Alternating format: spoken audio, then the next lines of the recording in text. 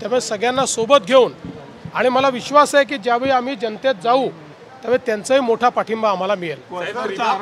सांगितलं जात नाही कशा पद्धतीने कॉरिडॉरचा आराखडा एकदा पूर्ण झाला की सगळ्यांना विश्वासात घेतलं जाईल। आपण बघितलं असेल काही लपवण्यात आलेलं नाही, सर्वांशी या ठिकाणी सरकारच्या अधिकाऱ्यांनी चर्चा केली आहे, सर्वांना प्रश्नावली दिली आहे, सगळ्यांची माहिती घेतलेली आहे, कुठेही लपून छपून काम चाललेलं नाही। जे काम आहे ते उघड काम आहे, उघड काम होणार आहे, कारण चोरी नाही आहे।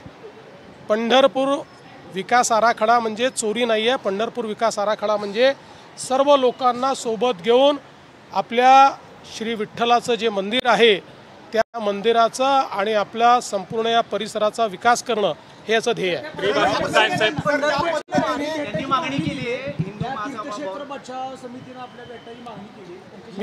मी सगळ्यांना भेटीन, पण विशेषतः मला असं वाटतं की पुढाऱ्यांना जे प्रत्यक्ष या ठिकाणी त्यांनी बाधित होणार आहेत त्यांना भेटणं हे अधिक महत्त्वाचं आहे।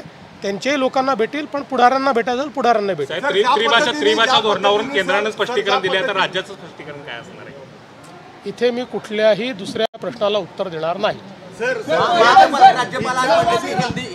राज्यपालांनी केलेलं आहे की अशा पद्धतीनं झाले तर गुंतवणूक देशात कशी येऊ शकते। इथे फक्त आपण श्री विठ्ठलांवर, श्री नामदेवांवर, आई जनाबाईंवर बोलण्याकरता एकत्रित आलो आहोत।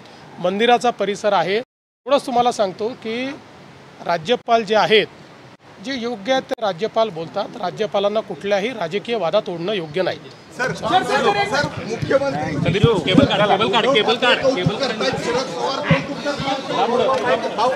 मुख्यमंत्री